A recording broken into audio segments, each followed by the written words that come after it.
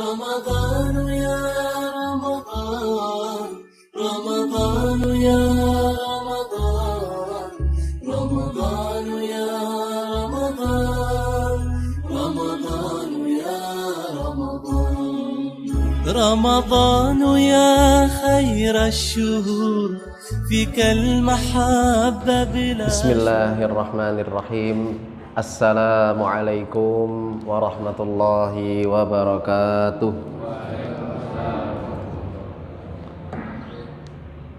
Alhamdulillah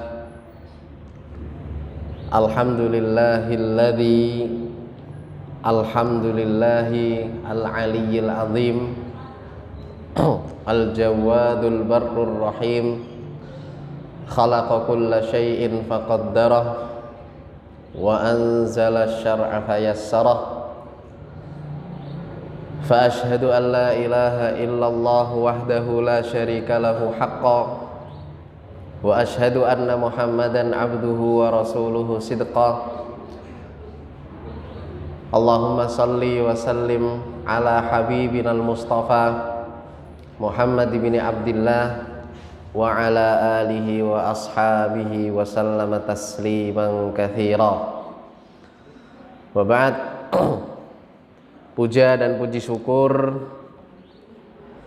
kita haturkan kehadirat Allah Subhanahu wa taala, yang mana dengan nikmat Allah Subhanahu wa taala kita masih dipertemukan dengan bulan Ramadan.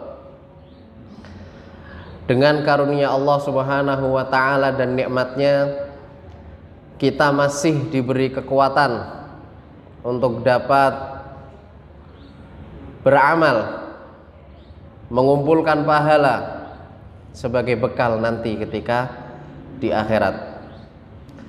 Dengan nikmatnya pula Allah Subhanahu wa ta'ala mengizinkan kita untuk dapat berkumpul di suatu majlis yang dinaungi oleh para malaikah, yaitu majlis ilm, di rumah, di tempat yang sangat mulia, yaitu Allah, masjid-masjid Allah Subhanahu wa ta'ala. Salawat serta salam kita berikan kepada junjungan kita Nabi Muhammad sallallahu alaihi wasallam, dan semoga tercurah pula kepada para sahabatnya, karib kerabatnya, dan orang-orang yang senantiasa berjalan di atas jalan yang Rasulullah sallallahu alaihi wasallam bimbing. Bapak dan Ibu, hadirin dan hadirat yang dirahmati oleh Allah Subhanahu wa taala. Saya diberikan amanah oleh majelis tablik, majelis tablik PCM, untuk menyampaikan materi tafsir surat Qaf ayat 26 sampai 30. Ini pada salah fokus, goyang-goyang terus Ustadz itu Ustadz. Tulisannya Ustadz. Karo lemburannya iki lho Ustadz, kok iso muter-muter. Ya enggak apa-apa, ini biar agak menarik saja, biar agak menarik. Nek jenengan bosan lihat muka saya, ya bisa lihat ke slide. Bosan lihat slide mumet, ya bisa lihat muka saya. Siapa tahu bisa lebih tercerahkan. Bapak dan Ibu rahimani wa rahimakumullahu jami'an.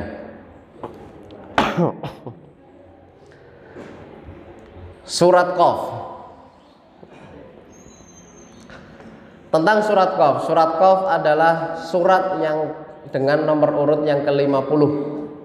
Jadi total ada 114 surat. Surat Qaf adalah surat yang ke-50 dalam urutan mushaf. Jumlah ayatnya ada 45 ayat. Surat Qaf dikategorikan sebagai surat Makkiyah. Kenapa maksudnya Makkiyah? Pripun? Surat yang diturunkan di Mekah. Surat yang diturunkan di Mekah. Secara singkat, surat Makkiyah adalah surat yang diturunkan di Mekah. Namun ternyata pengertian surat yang diturunkan di Mekah ini kurang tepat. Surat Makkiyah, surat yang diturunkan di Mekah ini kurang tepat karena ada surat An-Nisa. Surat An-Nisa yaitu firman Allah Subhanahu wa taala, "Al-yauma akmaltu lakum dinakum wa atmamtu 'alaikum ni'mati wa raditu lakumul islama dina." Al-yauma, pada hari ini, akmaltu lakum, telah aku sempurnakan untuk kalian, dinakum, agama kalian semua. Wa atmamtu 'alaikum ni'mati, dan telah ku sempurnakan nikmat. Wa raditu lakumul islama dina, dan telah aku ridhoi Islam sebagai agamamu. Ayat ini diturunkan setelah Fathu Mekah, setelah pembebasan kota Mekah. Turunkannya di mana berarti? Di Mekah. Namun dikategorikan sebagai surat Madaniyah. Dikategorikan sebagai surat Madaniyah. Maka pengertian yang benar antara Makkiyah dan Madaniyah, Makkiyah adalah surat yang diturunkan sebelum hijrah Nabi Shallallahu Alaihi Wasallam. Jadi patokannya ke hijrah, bukan tempatnya. Bi'tibaril waqt, kita melihat pada waktunya. Ketika ayat itu turun sebelum hijrah, maka dikategorikan sebagai ayat Makkiyah. Setelah hijrah, ayat-ayat yang turun setelah hijrah dikategorikan sebagai ayat Madaniyah. Baik, ikhwati fiddin rahimani wa rahimakumullahu jami'an. Apa sih surat Qaf itu? Surat Qaf itu surat yang termasuk lengkap isinya. Surat yang termasuk lengkap. Istamala ala ibtida'il khalqi wal ba'thi wan nusyuri wal ma'adi wal qiyami wal hisabi wal jannati wan nari wat thawabi wal iqabi wat targhibi wat tarhib. Shadaqallahul azim. Napa itu Ustaz kok arepe gundul kabeh Ustaz? Ora ana gondrong-gondronge. Kita baca artinya mawon. Surat Qaf adalah surat yang menceritakan tentang awal penciptaan, menceritakan tentang hari kebangkitan, menceritakan tentang hisab, bagaimana nanti hisab tersebut. Surat ini juga menceritakan tentang surga dan neraka, pahala dan dosa, kabar gembira dan peringatan. Jadi termasuk lengkap, diceritakan dari kecuali kehidupan dunia. Jadi diceritakan ketika awal penciptaan itu seperti apa. Setelah itu manusia hidup diceritakan secara ringkas. Setelah itu diceritakan bagaimana hari kebangkitan. Setelah diceritakan hari kebangkitan, diceritakan juga di dalam surat tersebut tentang hisab, penghitungan amal. Dalam surat ini Allah juga menyebutkan tentang bagaimana surga, bagaimana neraka. Dan nanti yang akan kita bahas ini surga, neraka, hisab, nanti juga akan kita bahas insya Allah. Pahala dan dosa, kabar gembira serta peringatan. Kabar gembira bagi seorang muslim dan peringatan bagi orang-orang yang kafir. Karena saking lengkapnya isi dari surat Qaf, Nabi Muhammad sallallahu alaihi wasallam shalawatnya ndi ora ono. Nabi Muhammad sallallahu alaihi wasallam itu sering membaca surat Qaf dalam dua hal. Yang pertama ketika sholat Id, yang kedua ketika khutbah Jumat. Nggih Pak, khutbah Jumat. Jadi khutbah Jumat Nabi Muhammad SAW maju mimbar itu pakainya baca surat Qaf. Baca surat Qaf. Pernah dahulu di pesantren, di pondok saya dulu, mudir kita rahimahullahu taala, beliau sekarang sudah meninggal, itu pernah maju ke mimbar dengan membaca surat Qaf. Khutbah pertama membaca surat Qaf, khutbah kedua membaca artinya. Tapi nggih niku Pak rodok suwi nek baca surat Qaf dan artinya. Khutbahnya kurang lebih sekitar setengah jam lebih. setengah jam lebih. Biasanya itu mriki nek khutbah pirang menit, Pak Bu? 1/4 jam wis maksimal. Itu wis sudah nyawanya sudah kemana-mana nggih Pak Bu. Pikirannya wis kesana kemari. Taib. Pada sholat Id hadisnya adalah Umar bin Khattab radhiyallahu anhu, anna Umaran sa'ala Abu Waqid al-Laitsi. Pada suatu hari Umar bertanya kepada Abu Waqid, maka Rasulullah sallallahu alaihi wasallam yaqra'u fil Id. Wahai Abu Waqid, apa yang pernah Rasulullah sallallahu alaihi wasallam baca ketika sholat Id? Qal biqaf wa qatarabat, dengan surat Qaf dan surat Iqtarabat. Maksudnya adalah iqtarabatis sa'atu wan syaqqal qamar, atau surat Al-Qamar. Wa rawahu Muslim wa ahlul as-sunanil arba'ah. Diriwayatkan hadis riwayat Muslim dan ahlu sunan, ahlu sunan yang 4, Sunan Abu Dawud, Sunan Abi Majah, Sunan An-Nasa'i wa Sunan At-Tirmidzi. Taib. Nah, kita berhenti di hadis ini. Pada sholat Id, Rasulullah Shallallahu Alaihi Wasallam membaca surat Qaf. Surat Qaf niku total 2,5 halaman, Pak Bu. 2,5 halaman. Kemudian Iqtarabat itu surat Al-Qamar kurang lebih 2 halaman. Kurang lebih 2 halaman. Ini yang biasa dibaca oleh Nabi ketika sholat Id. Nek teng mriki napa Pak sholat Id? Sabihi sama Al-A'la. Wibi engko sik ana sing kecap ning mburi. Aduh, Sabihi dudu duha. Nggih napa mboten? Mboten, saat kula seneng nek Sabihi Masat. Alhamdulillah bukan alif lam mim, Ustaz. Nek wis alif lam mim wis geleng-geleng kula, Ustaz. Taib. Hadis Nabi Shallallahu Alaihi Wasallam, dahulu Nabi Shallallahu Alaihi Wasallam diceritakan pernah membaca surat Al-Baqarah. Pernah membaca surat Al-Baqarah dalam 1 rakaat. Surat Al-Baqarah selesai, sahabat di belakang, oh mungkin setelah surat Al-Baqarah mau ruku. Kemudian dilanjutkan surat Ali Imran. Oh mungkin rampung surat Ali Imran ini arep ruku habis ini. Ternyata dilanjut sampai surat An-Nisa. Baru setelah surat An-Nisa kita ruku. Alhamdulillah belum ada yang mempraktekkan sih Pak Bu. Kalau piyambak nggih mboten mampu nek ngimami 3 surat atas niku. Taib. Kemudian Rasulullah Shallallahu Alaihi Wasallam juga pernah menggunakan sholat tersebut ketika khutbah, surat tersebut ketika khutbah Jumat. An Ummi Hisyam binti Haritsah qalat, Ummu Hisyam pernah berkata, wa kana Nabi sallallahu alaihi wasallam yaqra'uha kulla yaumi Jumu'ah. Dan Nabi sallallahu alaihi wasallam juga pernah atau sering membaca surat Qaf ketika khutbah Jumat, idza khataban nas, ketika dia sedang berkhutbah. Rawahu Muslim, juga hadis riwayat Muslim. Ini karena saking lengkapnya isi dari surat Qaf.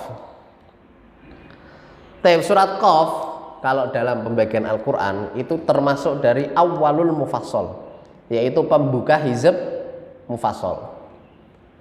Bapak dan Ibu rahimakumullahu ta'ala, mungkin ini agak sedikit baru ya, agak sedikit berat. Cuma tidak apa-apa kita bahas sebagai tambahan ilmu kita, sebagai wawasan kita. Dahulu para Nabi Shallallahu Alaihi Wasallam membagi Al-Quran menjadi 4 bagian. Kalau sekarang kan dibagi berapa? 30 juz. Sekarang dibagi 30 juz. Dahulu sebutan para sahabat itu menjadi 4 bagian. Yang pertama adalah at-tiwal. Artinya surat-surat panjang, terdiri dari 7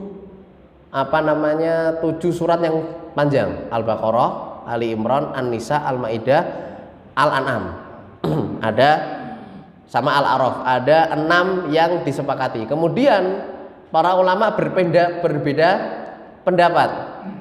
Yang terakhir itu Yunus atau At-Taubah. Yang terakhir itu At-Taubah, Al-Anfal. Al-Anfal Taubah jadi 1 karena At-Taubah tidak ada bismillahnya. Karena tidak ada milongnya. Yang terakhir itu surat Taubah atau surat Yunus. Ini pada berbeda pendapat. Para sahabat menyebutnya as-sab'ut tiwal, 7 surat yang panjang. Karena 7 surat ini memang dawa-dawa, suratnya panjang. Kemudian kedua, para sahabat menyebutnya sebagai al-mi'un, yaitu surat-surat di atas 100 ayat, yaitu dimulai dari akhir surat-surat yang panjang atau Yunus, dimulai dari Yunus sampai dengan surat As-Sajdah, disebut sebagai al-mi'un, yaitu surat-surat yang ayatnya berjumlah 100 atau lebih, ratusan lah istilahnya. Setelah itu para sahabat menyebutkan setelah As-Sajdah disebut sebagai al-mathani. Al-mathani yaitu surat-surat yang ayatnya di bawah 100 ayat. Surat-surat yang berada di 100 ayat, yaitu dimulai dari surat Al-Ahzab sampai Al-Hujurat. Surat rata-rata suratnya di bawah 100 ayat. Nah, maka setelah itu disebut Al-Mufassal. Sebut apa? Al-Mufassal. Mufassal itu artinya adalah terpisah-pisah. Makanya kalau diperhatikan Al-Qur'an itu awalnya dawa-dawa suratnya. Panjang. Kemudian mulai 100. Habis itu di bawah 100. Terakhir mulai dari Qaf itu mulai pendek-pendek. Qaf itu termasuk juz pinten Pak Bu? 26 kalau nggak salah. 26 saja itu nomor urutnya nembe 50. Dari berapa total jumlah? 114. Dari 114 itu di juz 26. Sebentar lagi sudah khatam. Mulane biasa para kiai atau ustadz tahfidz itu menganjurkan untuk menghafal Al-Qur'an dari belakang. Ngafal Qur'an itu buri. Kenapa dari belakang? Karena kalau dari belakang, misalkan kita sudah sampai juz 28, sudah sampai Al-Mujadilah, itu kita sudah menghafal setengah surat yang ada di Al-Qur'an. Jadi sudah hafal berapa? Separuh nih, tapi secara jumlah surat, bukan secara Al-Qur'an. Jadi untuk motivasi, alhamdulillah ini sudah sampai Al-Qaf misalnya, berarti sudah sampai ke 50, 114 dikurangi 50 pinten? Sing biasane dodolan iki biasanya cepet nih matematika. Kula niki sing biasane maca kitab iki lemot nek matematika niki. 114 dikurangi 50 pinten Pak Bu? 64. Sudah menghafal total 64 surat dalam Al-Qur'an. Masya Allah. Sudah menghafal lebih dari setengah Al-Qur'an, padahal si entes juz 26. Taib. Dari mufassal, surat-surat yang pendek dan terpisah-pisah ini terbagi menjadi 3. Jadi Al-Qur'an dulu dibagi menjadi 4. Sab'ut tiwal yang panjang-panjang, 100 di bawah 100. Terakhir mufassal yang terpisah-pisah. Sing terpisah-pisah ini dibagi menjadi 3 lagi. Terpisah-pisah tapi dawa-dawa. Dimulai dari Qaf sampai surat Al-Buruj. Sampai Al-Buruj yang halamannya kurang lebih 1 halaman lebih. Rata-rata ayatnya 1 halaman lebih. Kemudian Ausatul Mufassal yang ayat-ayatnya kurang lebih setengah halaman dalam mushaf Madinah niki biasa nih, yaitu dari At-Tariq sampai Al-Bayyinah. Baru yang terakhir Qisar Mufassal, yaitu surat-surat yang paling sehalaman dibagi menjadi 3. Nah, Qisar Mufassal ini yang rata-rata kita sudah menghafalnya, yaitu dari surat Az-Zalzalah sampai surat An-Nas, idza zulzilatil ila akhir sampai qul a'udzu birabbin nas. Qisarul Mufassal. Qisar Mufassal ini yang sering kita sudah menghafalnya. Qaf adalah permulaan dari pembagian Al-Mufassal, permulaan dari pembagian Al-Mufassal, surat-surat yang pendek dan bisa. Ini dahulu para sahabat ridwanullah alaihim ajmain membagi Al-Quran seperti ini. Ustaz, fungsinya apa Ustaz dibagi? Nah, fungsinya apa? Dahulu Nabi Shallallahu Alaihi Wasallam ketika imam itu jarang menggunakan yang atiwal. Atiwal itu apa? Berarti Al-Baqarah, Ali Imran itu jarang. Pernah nggak menggunakan? Pernah menggunakan tapi jarang. Kalau sholat subuh biasanya menggunakan al-mathani. Sholat subuh biasanya menggunakan al-mathani, al-ahzab, hamim. Ini juga sering disebut sebagai hawamim. Hawamim yaitu surat-surat yang awalannya hamim. Hamim, tanzilul kitab minallahil azizil hakim. Termasuk di dalamnya surat Yasin. Ngetos nih panjenengan surat Yasin. Rata-rata nggak asing dengan surat Yasin. Ini kalau subuh Nabi Muhammad SAW sering menggunakan al-mathani. Kalau zuhur asar karena nggak jahor, karena sir maka tidak disebutkan dalam hadis. Kemudian ketika sholat maghrib yaqra'u bikisaril mufassal. Ketika sholat maghrib itu menggunakan kisor mufassal. Jadi nek sholat maghrib itu ringan malahan. Sholat maghrib biasanya Nabi menggunakan al-mufassal yang kisor, al-mufassal tapi yang pendek-pendek. Wadduha, alam nasroh, zalzalah, wailul likulli humazatil lumazah, dan lain-lain sebagainya. Tapi ketika isya baru Nabi Muhammad SAW menggunakan tiwal mufassal atau ausat mufassal, menggunakan yang atas, yang mufassal tapi yang qaf ataupun yang atorik dan lain sebagainya. Ini yang ada dalam sebuah hadis Nabi SAW. Ini sampai tekan gini ya. Kita balik ke surat Qaf. Ayat 26 sampai ayat 30. Bagaimana bunyinya? A'udzubillahi minasyaitonirrajim. Alladzi ja'ala ma'allahi ilahan akhara fa'alqiyahu fil 'adzabis syadid. Qala qarinuhu rabbana ma atghaytuhu walakin kana fi dhalalin ba'id.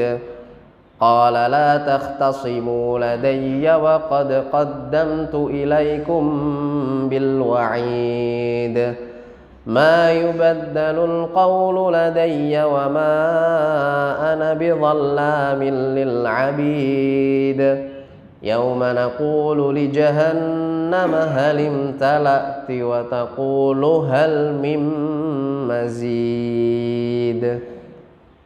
Kurang lebih 5 ayat ini yang akan kita bahas. 5 ayat ini bercerita tentang bagaimana nanti orang-orang kafir di akhirat. Oleh karena itu, sebelum kita masuk membahas orang kafir tersebut, kita bahas dulu ayat sebelumnya. Ayat sebelumnya yang menceritakan tentang 4 sifat terburuknya orang kafir. Napa ayat sebelumnya? Alqiya fi jahannama kulla kaffarin anid. Anid yang pertama, artinya pembangkang. Manna'il lil khair, dia enggan dari kebaikan. Mu'tadim murib, melampaui batas lagi ragu.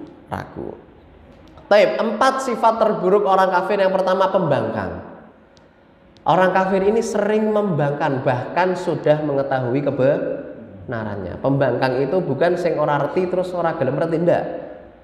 Sudah tahu dengan kebenaran, sudah pernah tahu dengan kebenaran. Wis ngerti nek salat ki wajib, tapi sik moso salat.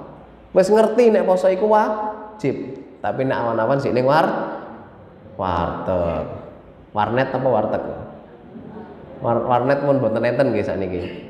Sudah jarang. Taib, pembangkang, sudah tahu kebenaran tapi masih mengingkarinya. Orang gelem manut. Yang kedua, manna'in lil khair, enggan dari kebaikan. Maksudnya apa? Ora seneng, tidak suka dengan yang namanya kebaikan, mencegah dirinya dan orang lain dari suatu kebaikan. Koncone pengen sholat lah apa sholat, koncone pengen poso ayo mangan dipingin-pingini. Nah, yang biasa terjadi di kalangan anak-anak muda biyen nek pas sekolah iku nek Pak sholat mesti diguyoni. Pak sholat ngelucu-ngelucu biar sampai ke ketawa. Ini yang dilarang oleh Allah Subhanahu wa taala dan disebutkan sebagai ciri-ciri atau sifat terburuk dari orang-orang kafir. Yang ketiga, melampaui batas. Sering berbuat zalim kepada orang lain. Sering berbuat zalim kepada orang lain. Zalim niku dalam bentuk apa? Dalam bentuk apa aja? Ngejek. Sering membuat lakop-lakop sing ora penak. Lakop itu napa ya? Kayak si gundul misalnya. Apa si tompel misalnya. Dan lain sebagainya. Dan sering kita lakukan adalah gelendengi wong atau gibah. Biasanya itu mulainya bukannya pengen gelendengi ya. Nah, wis berarti pengen gibah gitu. Tapi cah kae kuwi kok piye? Waduh. Bukannya pengen ngatain orang lain ya, tapi si Paijo ki memang wong iki kok kuwi. Aduh. Ini yang seperti ini bisa mengurangi pahala puasa kita semua. Jadi ketika ada orang yang seperti ini langsung tutup telinga. Langsung tutup telinga, langsung beristighfar atau lindungi dari gibah tersebut. Enggak kok, si fulan tuh enggak kayak gitu kok. Mungkin beliau seperti ini dan seperti itu. Yang terakhir adalah sifat terburuk orang kafir adalah ragu akan kebenaran dan membuat orang lain ragu akan kebenaran dan membuat orang lain ragu. 4 sifat ini disebutkan sebagai sifat terburuknya orang-orang kafir. Ditambah ayat setelahnya, yaitu ayat pertama yang akan kita bahas. Alladzi ja'ala ma'allahi ilahan akhara fa'alqiyahu fil 'adzabis syadid. Yang mempersekutukan Allah dengan Tuhan lain, maka lemparkanlah dia dalam azab yang keras. Sudah terkumpul 4 sifat buruk, ditambah dia syirik atau mensekutukan Allah Subhanahu wa taala. Fa'alqiyahu fil adzabi syadid, maka lemparkanlah dia ke dalam azab yang sangat pedih. Tapi di sini ada sebuah lamhah, ada sebuah pembahasan yang akan saya bahas, hakikat kesyirikan. Syirik niku napa? Apa bedanya syirik dan kufur? Niki sering saya ulang-ulangi di Masjid Baitul Salam nggih. Sering Masjid Baitul Salam. Sing jamaah Masjid Baitul Salam mungkin bosen ngrungok kene. Baik. Syirik dan kafir itu berbeda. Sering dianggap bahwasanya syirik itu nyembah sujud kepada selain Allah, nyembah kepada patung misalnya, atau menyembah kuburan misalnya. Sesimpel itu.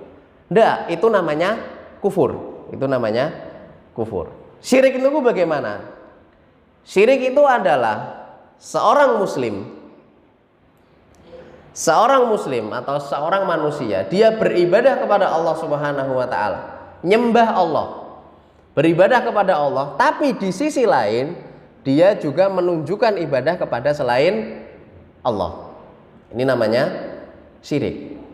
Jadi bukan syirik itu bukan sekedar nggak pernah nyembah Allah.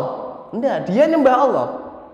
Dia beribadah kepada Allah, dia puasa, dia sholat, dia berzakat, dia berhaji dan lain sebagainya. Kita ambil contoh. Berdoa. Doa niku ibadah apa mboten Pak Bu? Sepakat sih, doa ini ibadah. Nah, dalam sebuah hadis disebutkan ad-du'a huwal ibadah. Doa itu adalah ibadah. Sepakat nggih, doa ibadah. Doa niku napa? Doa itu meminta pertolongan, meminta rezeki dan lain sebagainya. Ketika kita tahu doa itu adalah ibadah, maka doa hanya ditunjukkan kepada Allah Subhanahu wa taala. Tapi pada suatu hari si manusia ini datang ke kuburan. Datang ke kuburannya wali siapa terserah. Kemudian dia berdoa kepada wali tersebut. Pak Yai, Pak Wali, apa ya biasanya ya? Sebutannya Mbah biasanya kan, atau ke mbahnya, Mbah aku arep dodolan, nyuwun tulung dodolanku dilarisi. Donga apa mboten niki? Donga. Ketika kita sepakat bahwasanya doa adalah ibadah, maka doa hanya kepada Allah. Ketika dia meminta kepada selain Allah, kepada simbah misalnya yang sudah meninggal ya, yang sudah meninggal, maka ini adalah sebuah kesyirikan. Niki bedanya kufur dan syirik. Ustadz, kalau saya minta ke wali atau kiai yang masih hidup boleh nggak Ustadz? Boleh. Minta didoakan. Pak Yai, Ustadz, tolong doakan anak saya biar sembuh. Ustadz, tolong doakan saya mau jualan dagangannya laris. Boleh napa mboten kalau masih hidup? Boleh, karena sejatinya yang masih hidup masih bisa berdoa, meminta doa. Ini yang dimaksud dengan tawassul yang Rasulullah SAW sebutkan. Dalam hadis-hadis tawassul menyebutkan bahwasannya para sahabat bertawasul kepada Nabi SAW. Kapan bertawasulnya? Ketika Nabi Muhammad SAW masih hidup. Ketika Nabi Muhammad SAW wafat, apakah para sahabat bertawasul kepada Nabi lagi? Boten. Bertawasul kepada siapa? Kepada pamannya Nabi Muhammad SAW yang masih hidup. Meminta doa boleh. Tapi kalau berdoa meminta doa kepada mayit, si mayit ini lebih butuh doa daripada mendoakan. Si mayit ini lebih butuh doa ketimbang kita. Karena inqata'a amaluhu illa min thalath. Karena seorang yang mati itu sudah terputus hubungannya dengan dunia. Sakit dipahami nggih Pak Bu? Semoga dengan ini kita semua terbebas dari kesyirikan. Allahumma amin. Makanya Nabi Ibrahim ngertos.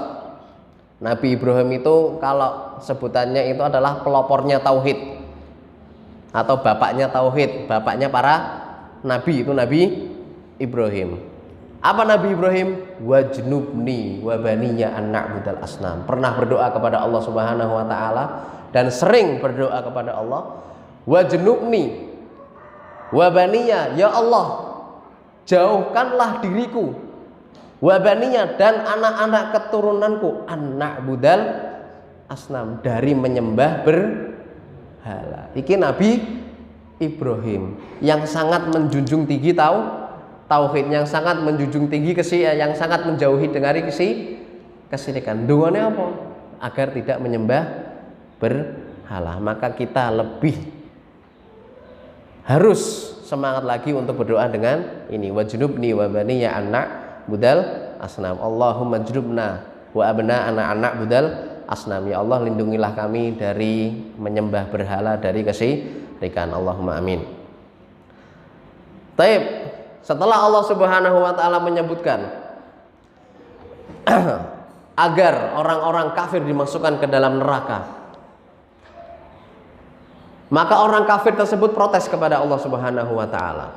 Ya Allah, sesungguhnya aku masuk neraka ini gara-gara jin ini, gara-gara syaitan yang menghasut saya agar ikut jalannya dia.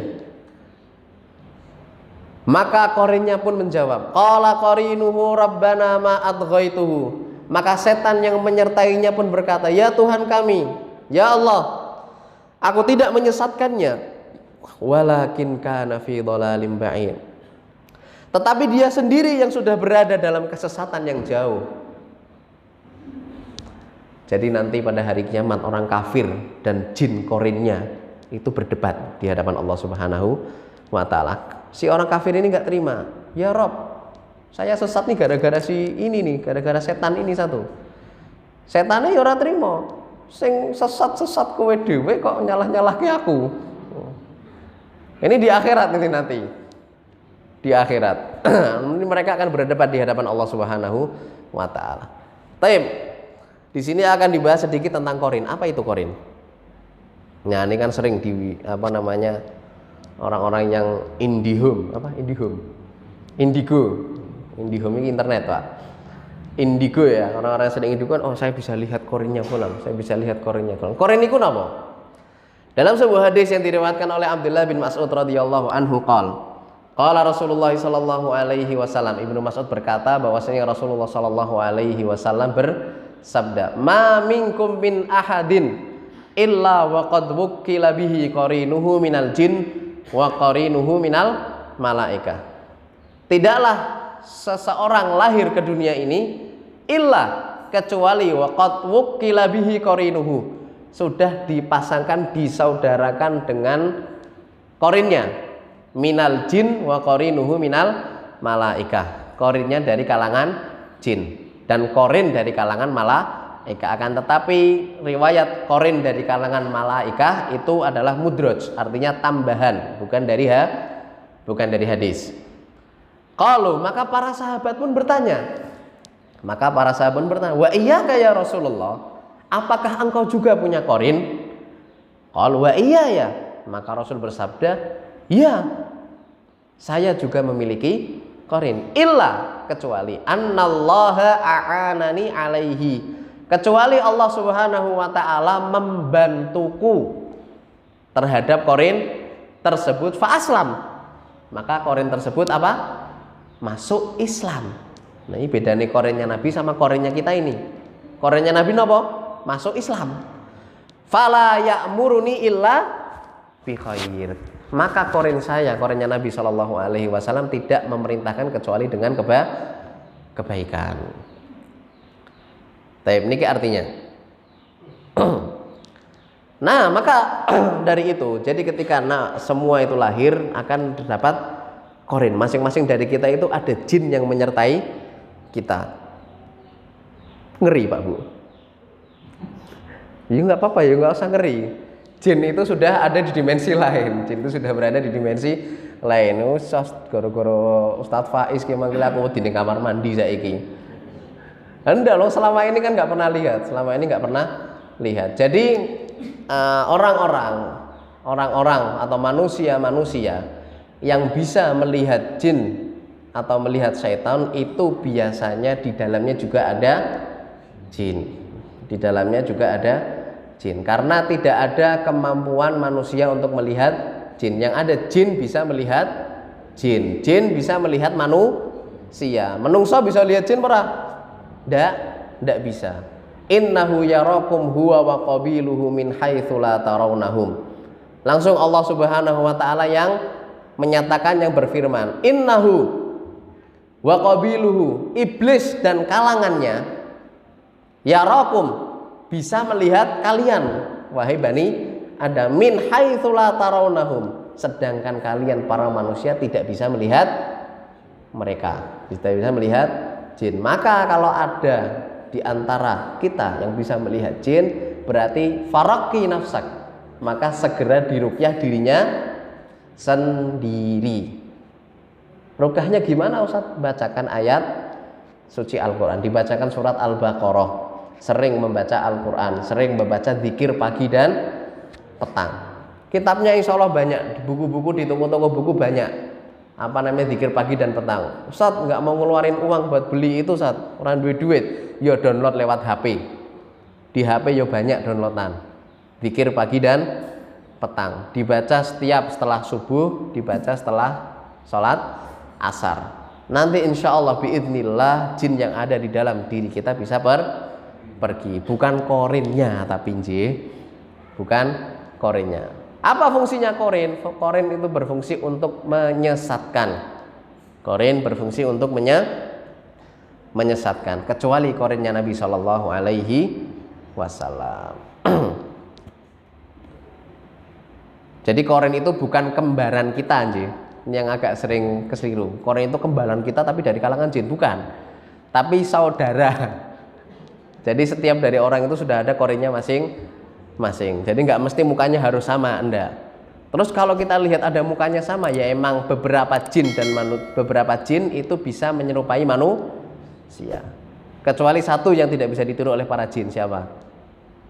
Nabi Muhammad Shallallahu alaihi wasallam. Kalau di kita-kita ini bisa ditiru semua. Taib. Ayat selanjutnya. Setelah orang kafir dan korinnya ini debat di hadapan Allah. Ya Allah, dudu aku sing sesat iki, gara-gara setan iki, gara-gara korinku iki mangkel aku sesat. Korine ora trimo. Wis sesat-sesat dhewe ngajak-ngajak wong, istilahnya seperti itu. Maka Allah Subhanahu wa taala pun berfirman, qala la takhtasimu ladayya wa qad qaddamtu ilaikum bil wa'id. Allah berfirman, janganlah kamu bertengkar di hadapanku, dan sungguh dahulu aku telah memberikan ancaman kepadamu. Ngapain kalian bertengkar? La opo kowe do tukaran ning ngarepku. Dahulu kalian berdua sudah aku beri peringatan. Dahulu kalian wahai manusia, orang-orang kafir dan jin-jin kafir sudah aku beri peringatan. Ma yubaddalul qawlu ladayya wa ma ana bidzallamin lil abid. Keputusanku tidak dapat diubah, kata Allah Subhanahu wa taala. Dan sungguh aku, kata Allah, tidak mendolimi hambaku. Keputusannya wis bulat. Sudah diketok palu. Kalian berdua masuk neraka, orang kafir dan jin kafirnya tersebut. Maka dalam ayat ini Allah Subhanahu wa taala menegaskan bahwasannya dimasukkannya mereka ke dalam neraka bukan bentuk kezaliman Allah Subhanahu wa taala terhadap mereka. Lantas nopo? Lantas karena mereka pantas mendapatkannya disebabkan maksiat yang dahulu mereka kerjakan. Innallaha la yadhlimun nasa syai'a walakinnan nasa kanu anfusahum yadhlimun. Sesungguhnya Allah Subhanahu wa taala tidak mendolimi manusia sedikit pun, hanya saja manusia mendolimi diri mereka sendiri.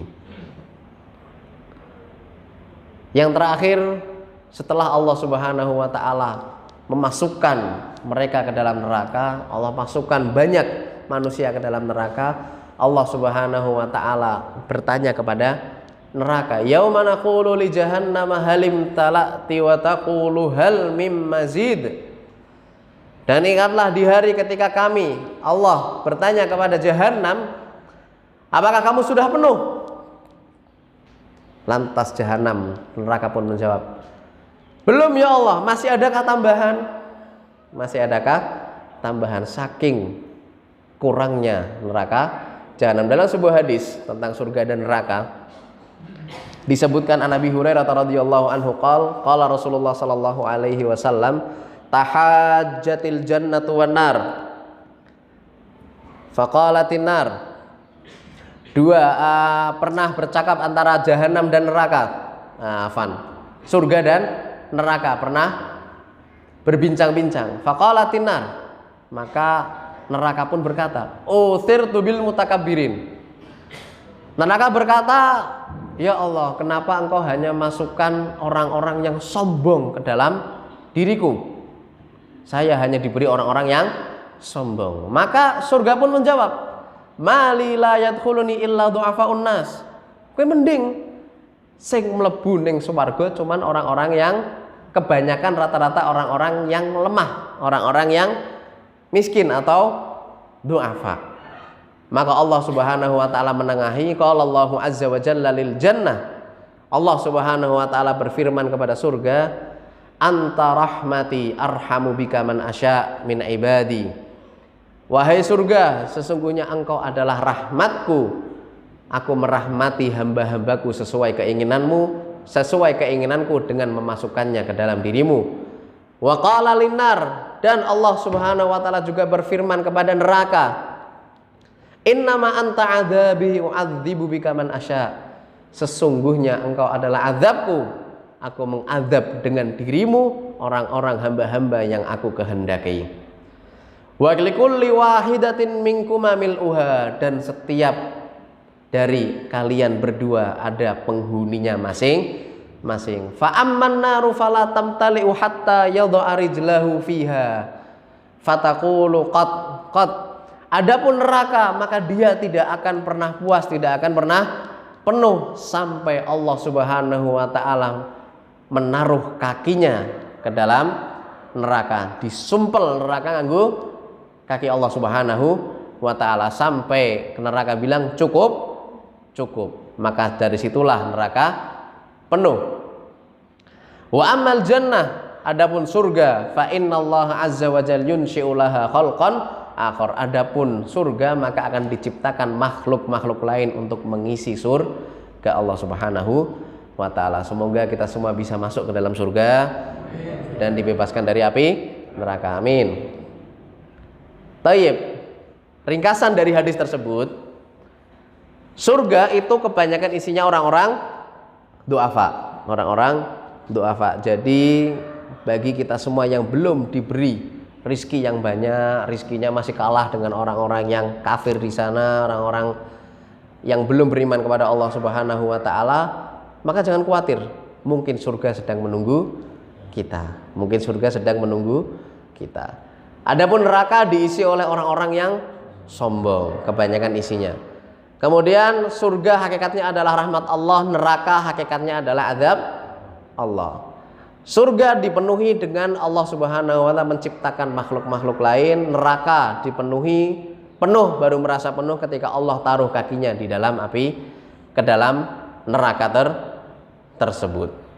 Ja'alanallahu wa iyyakum min ahlil jannah. Semoga Allah Subhanahu wa ta'ala memasukkan kita ke dalam surga Allah Subhanahu wa ta'ala. Taib, itu saja yang dapat saya sampaikan. Waktunya adalah 40 menit sampai jam 6. Alhamdulillah pas niki kelebihan 2 menit. Ngapunten niki kepada panitia. Sekian dari ana. Apabila ada kesalahan kata mohon dimaafkan. Apabila ada kebaikan maka itu datangnya dari Allah. Apabila ada keburukan maka datangnya dari saya sendiri dan syaitan yang selalu membisikkan keburukan kepada manusia. Wa akhiru da'wana nasrun minallah wa fathun qarib. Naktafi bidu'a kafaratil majlis. Subhanakallahumma wa bihamdika asyhadu an la ilaha illa anta astaghfiruka wa atubu ilaik. Wassalamualaikum warahmatullahi wabarakatuh. Ramadan ya